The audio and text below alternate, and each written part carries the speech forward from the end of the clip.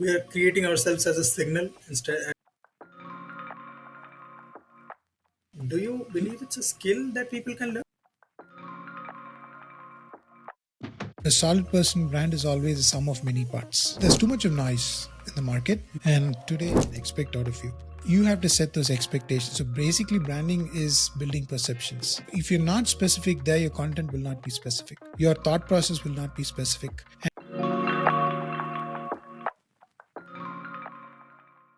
Balaji, welcome. Welcome on the show. Super nice having you here. Looking forward to Same a here, Brad. happy conversation, a fun conversation right in the morning based on personal branding and everything. How's it going? I'm doing very well. Thank you for the invite. Pleasure to be talking to you today. So we're looking forward to this one. Why don't we start with an introduction? Yeah, so I'm based out of Toronto, Canada. So I moved here about 6 years ago and wanted to start my own business. And then the first thing that I wanted to do or had to do was build a personal brand. So it's been about 4.5 years now since I've been doing whatever I'm doing. So I run a program where I help solopreneurs build solid brands through brand strategy, through brand identity, design frameworks, and systems that help them build their personal brand in a manner that they enjoy building it. And because it's a long-term game, unless you enjoy it, it's not going to stick on for too long. So I make sure all of those areas are covered, and that's what I deliver. Totally. I mean, that resonates so well, which is, it's a long-term strategy. You have to just keep doing it, iterating things, learning on the way. But it's a really, I wouldn't say it's a new thing because we've always done personal branding in a way, just that on the social media front, it's a new touch point, so to say. Correct. Correct. Yeah, because there's too much of noise in the market. And today, unless you have a brand, it's very hard to sell yourself. It's not even to sell a product. When I say sell, I don't mean a particular product or a particular service as such. Generally, to get the headway to people knowing what you're doing, even that is very, very tough. And there are a lot of false promises in the market. There's a lot of noise, as I said. So unless you have a proper brand that you have very good messaging and strong positioning. So once you have all of that, I think 70% of the battle is already won, so that you focus only on the 30%, which is so much more easier than what you actually think. Right. I remember our previous conversation and we talked about, the noise to signal ratio. And it makes so much sense. The more we make sure we're positioned well, our product's doing all right, it's like we're creating ourselves as a signal instead of just being a part of the noise. Yes. Interesting. So, personal branding. What's your opinion? Should everyone consciously do it? I think it's a very good question, because today anybody who has a LinkedIn profile or any social media handle and having a profile picture and like posting once or twice, they call themselves as personal brands. But one should only have put in the effort to build a brand if they have a solid value that they can share consistently, where they feel that they would like to share whatever they know to the larger scheme of things. Only for those reasons you should start a personal brand, and then of course you want to build a business around it, and all of that is all comes thereafter. If you don't have any of that, and just to have a presence and just to say that I'm randomly posting once or twice like that and just randomly commenting, I don't think that's a good enough reason to put in that kind of an effort. And I agree because as we mentioned as well, right? If it's not targeted and if it's not done with a specific intent, then maintaining it long term is very difficult. And if we can't maintain it long term, majorly, I don't think it works, right? Yeah. I mean, the purpose, there should be a very strong purpose that drives you to do whatever you want to do. And I also know that you cannot have everything figured out day one when you're starting out. But the basic core, there has to be a decent, solid purpose for you to do what you set yourself out to do. That's very important. Can you give us like a breakdown of the parts of personal branding? So I don't know if there is parts like that to a personal brand, but it depends on what is it that you bring to the table. Why should someone follow you? Why should someone consume whatever you're putting out? And I think those could be the parts that could be broken down, rather than otherwise just breaking down personal branding as such like that. But if you want me to break it down, it's a solid personal brand is always a sum of many parts. It's not just one. So it's your brand strategy, wherein how you're positioning yourself, figuring out clearly who your ideal client or ideal audience persona is, and being very specific about that with your messaging, And of course, your day-to-day content should be connected to the positioning and the underlying messaging that you're trying to put out, and of course to the value that you are setting out, or a product that you're trying to put in the market. All of this has to be consistent and continuous, because all of this has to be in line for it to look solid. Otherwise, it'll be very, very diluted. Sense. In terms of this entire process of personal branding, where do you see people going mostly wrong? I think everybody falls for this thing called have to be consistent. It's a very important word, but if you don't understand it very well, it's a very, very surface level kind of a word. So, for example, when someone is starting a personal brand, some of the goals that they should have, I'll come to. What they have is, I should post 6 times a week, 7 times a week, comment on 50 different people, 50 different posts, do all of that. So I do agree, yes, but that is not consistency. Consistency is figuring out who the ideal client is and posting and writing good content consistently. Even if you're posting only 3 times a week, that's fine, but how consistent you are, or how consistently you stay aligned with the value and the positioning and the messaging that you are trying to showcase to your audience, so that they get a very clear picture of what they can expect out of you. You have to set those expectations. So basically, branding is building perceptions. You guide them in a way you want them to perceive you, because irrespective of anything, people are going to judge you, and that's normal. There's nothing wrong about it. But if you have a strong brand in place, you guide those perceptions. So that's more important. Once you have that, and then once you have a proper system in place, then posting 5 times a week, 6 times a week, then makes more sense. But it's like this iceberg thing. What people see is only the top. The one that's below this is what I was talking about. If that's not there, the one on the top just would not make any sense, in my humble opinion. Yeah, and it makes sense. I mean, at the end, if you're consistently putting out bad music and expecting to be on the Yeah, billboards, I don't think it works. Right? no chance. Interesting. In terms of positioning, I guess, which is how one tries or how one crafts their personal branding can be around something like a thought leadership or something around. What do you think?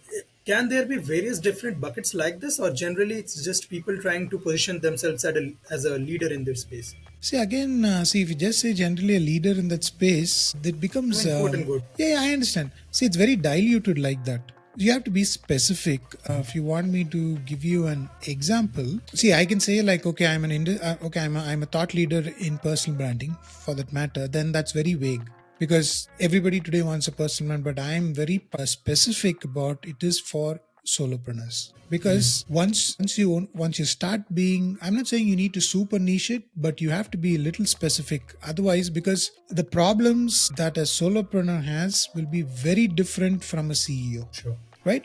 So I'm very particular like that, where I say I'm specifically for solopreneur. Of course, I do also work with CEOs who were a part of very big organizations who have moved out and they've started their own. So they are kind of the CEO in their own world. They don't call themselves solopreneurs, but they kind of fit into the solopreneur kind of umbrella, right? So you have to be specific there, because if you're not specific there, your content will not be specific. Your thought process will not be specific. And the ones who come in and pay high ticket, which is what I focus on, unless you talk to their situations that they kind of see, and then for you to bring that storytelling piece, you need a situation. If you're not specific, then you're going to feel very diluted. Then it just doesn't make any sense. Totally. Yeah, I mean, it's kind of foundational, but we often don't realize this. Yeah. So even if you take, for example, a fitness expert, see, what is fitness? Fitness is helping someone reduce weight, Right. helping somebody build strength, and teaching them how to tone their body and all of that. And fourth is nutrition. And 5 is how do you stay practical and consistent throughout the whole process. So any fitness instructor, of course, they have to do all this really, really well. But I still say that is surface level. What if you say, I help busy senior level professionals? The problems that the senior level professionals have is very different from a homemaker. Or you can say, I'm a fitness enthusiast for homemakers. So then when you write your content, you can be very specific. Right. People, so when that kind of an audience reads your post, they will feel like they are Right, they inside of resonate, that yeah. post. They see themselves in your post. That is where the connection truly happens, where you become their choice, even though there are 50 other fitness people right next to you. But that is what makes all the difference. Right. I mean, in terms of niching, I would love to know more about your opinion. And I was actually on LinkedIn so a while ago. There was a few founders who were kind of mocking this thing of I help, and then you just write something. But in terms of niching specifically, you would advise it, right? Yeah, again, there is niching, there is super niching.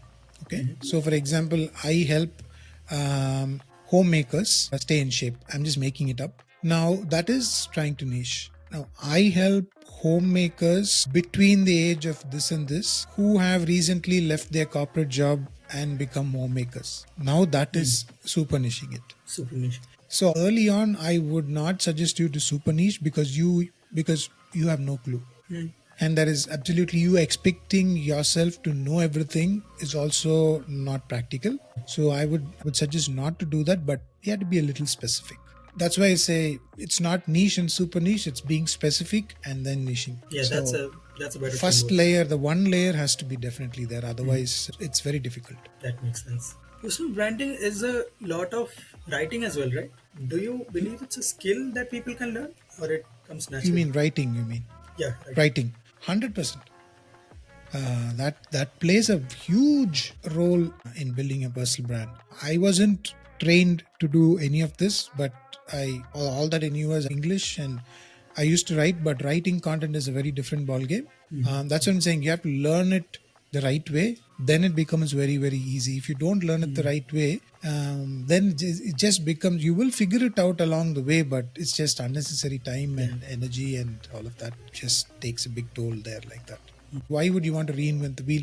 So it's also learning it the right way makes a huge difference. Would you actually say that people can actually learn it themselves, or would you say it's a good percentage of it is generally natural? Now, I think people can definitely learn it along the way. It's no rocket science, but there is a lot of techniques you can adopt very easily. So, for you to go from, let's say, 1 to 10, you want to go from 1 to 6, that might take you 9 months. This might take you just 9 weeks. It's a big difference, is what I'm saying. Makes sense. It's Yeah. always one of those things like in the creative space. As a strategist and designer myself, I've always thought if self-taught was the route to go or not.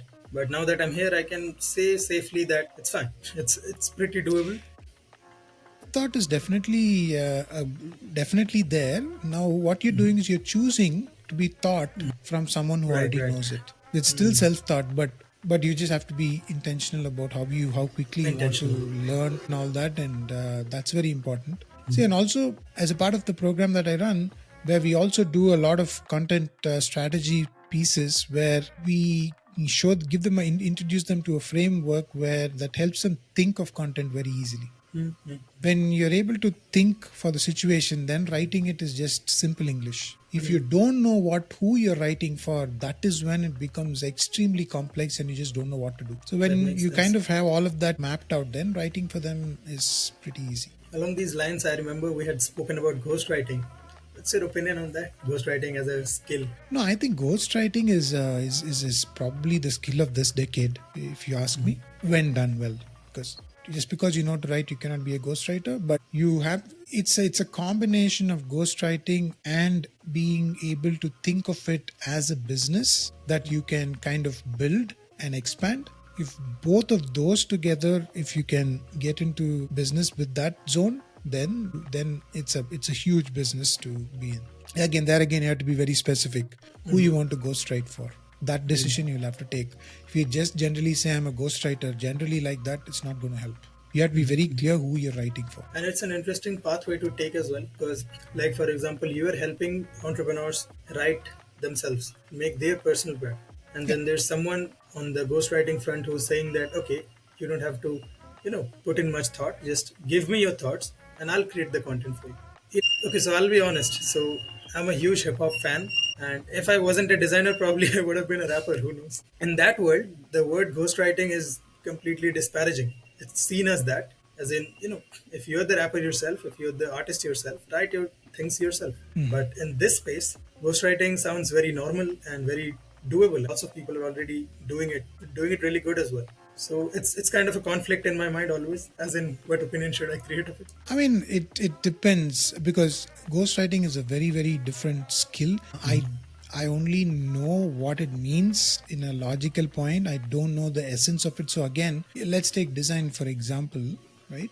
Just because you have a Canva account, a lot of people call themselves as designers, right?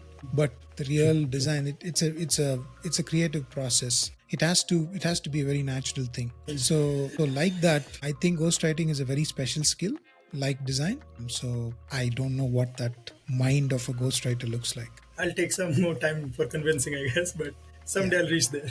Interesting. Yeah, I mean, Canva and Fiverr is kind of a travesty for the design world. We can get into that some other day. yeah, But yeah, yeah. right intentions, just too much commoditization. Correct. Correct. See, there again, a lot of people struggle a lot because you're showcasing yourself like a commodity. That's really hard. It's not just getting business being hard. It's not just that.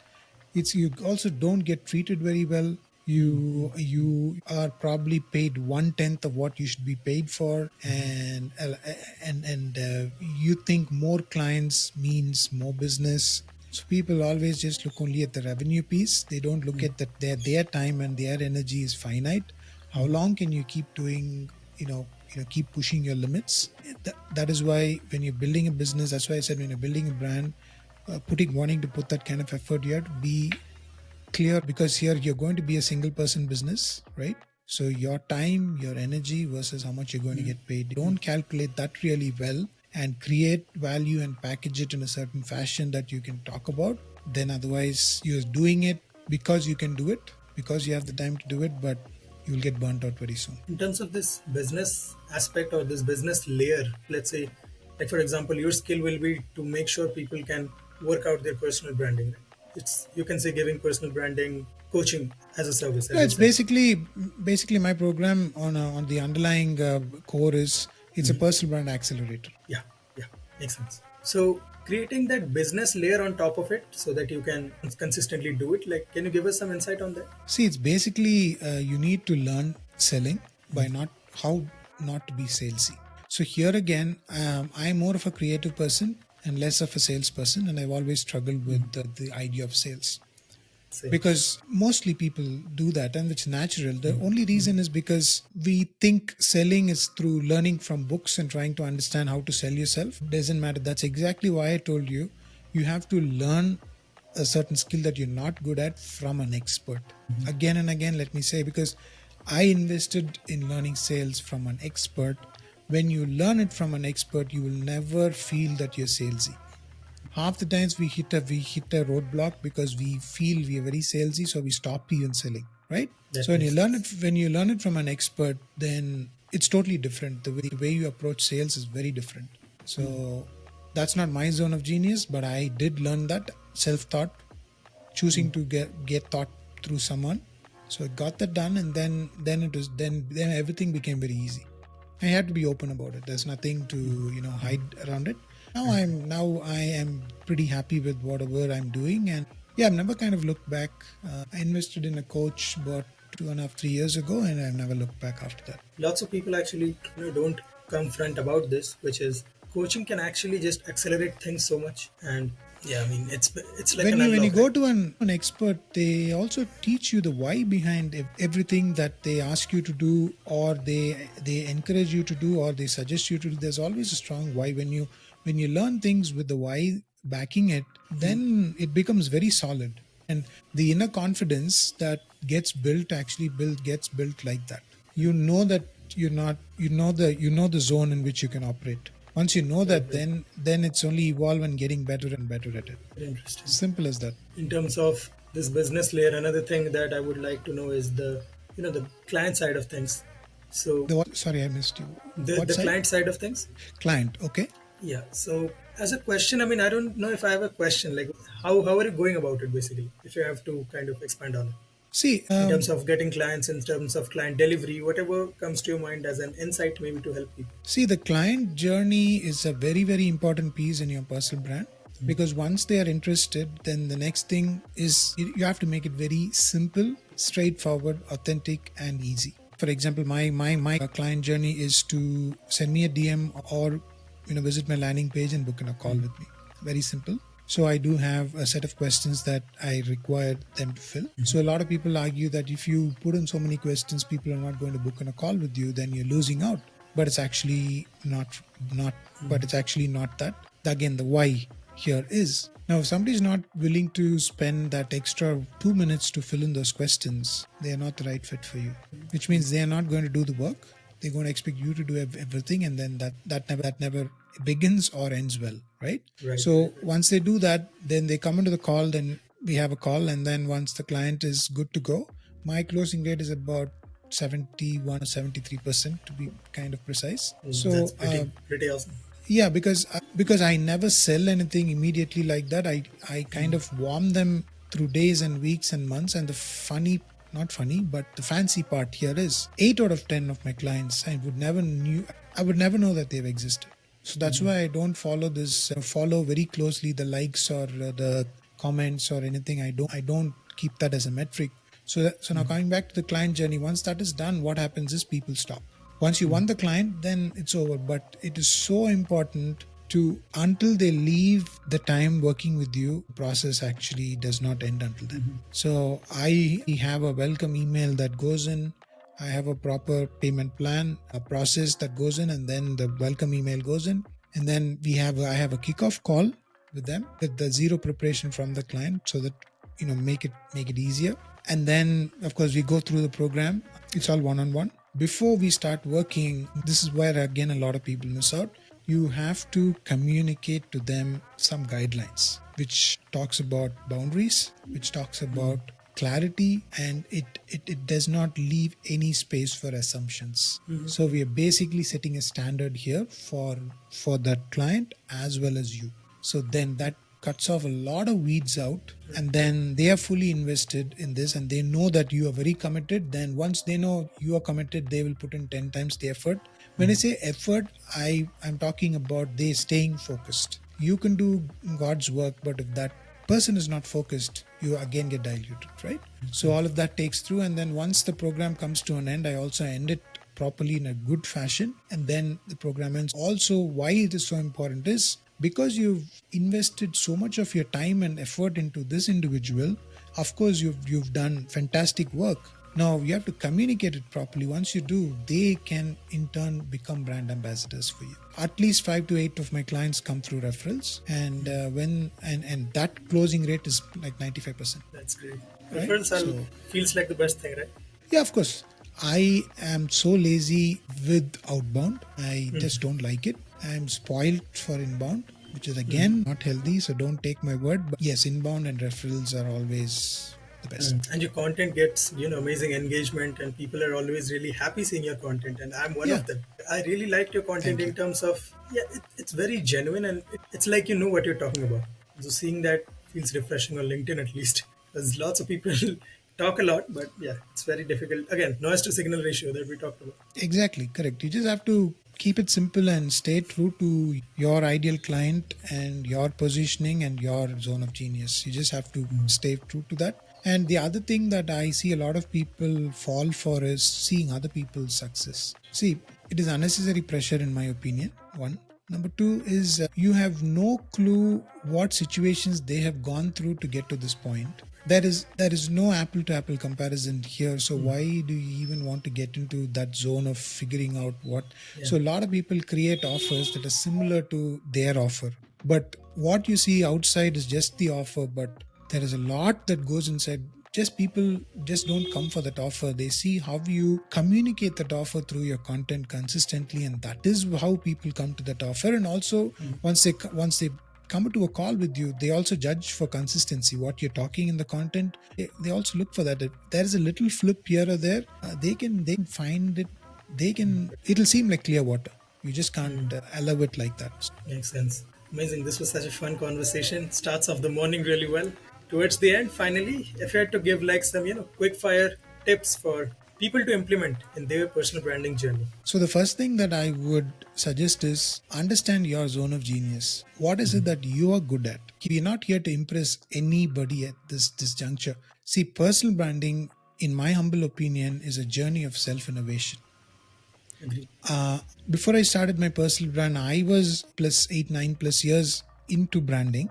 Okay, I already knew quite a bit. But once I started writing content consistently, churning those ideas or granularizing those ideas and putting it into forms that I could communicate, that really what I did in those 9 months, I was able to achieve, not monetarily, feel like, that knowledge churning in you and you're getting better and better. What 9 years it took, 2 years I was able to get that. So that is the power of building a personal brand. Forget about your audience, forget about your ICP for a second.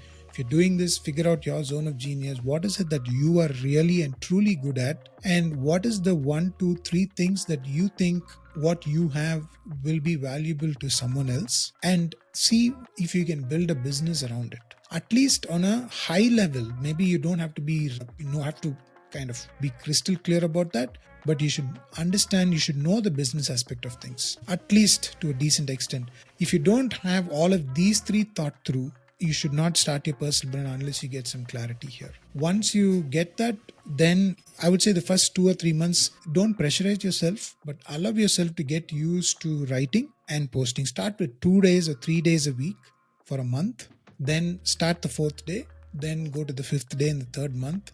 And in these 3 months, set your systems well, because after a point, it's only the systems that will help you um, help your energy to stay focused on the intellect rather than get caught up in the admin. So I've seen people write content for 10 minutes. It takes only 10 minutes for them to write. They spend 90 minutes trying to put that into a carousel. And then the failure point is that carousel, because they don't know and that's not their zone. So don't worry, you don't have to post carousels on day one. Don't push yourself. Get into the habit of writing good content. That's the most important thing. We are not here to impress anybody for the first 3 months. And a lot of people get really worried about somebody judging them. Let me tell you, if you ask me what I posted on Monday, which is just 2 days before, I don't remember truly. Or what did I post on Saturday? I truly don't remember. Now, as a creator, when I don't remember, how do you expect your audience to remember? Nobody's going to remember.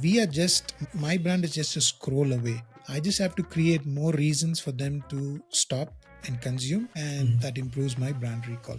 So we are all just a scroll away. Nobody remembers. So straight true to yourself and get into the habit of writing good content.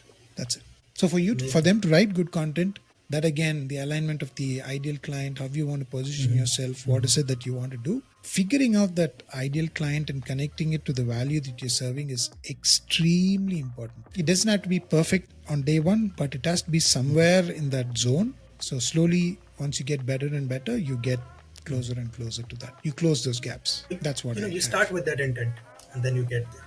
Yes. Makes sense. Yes.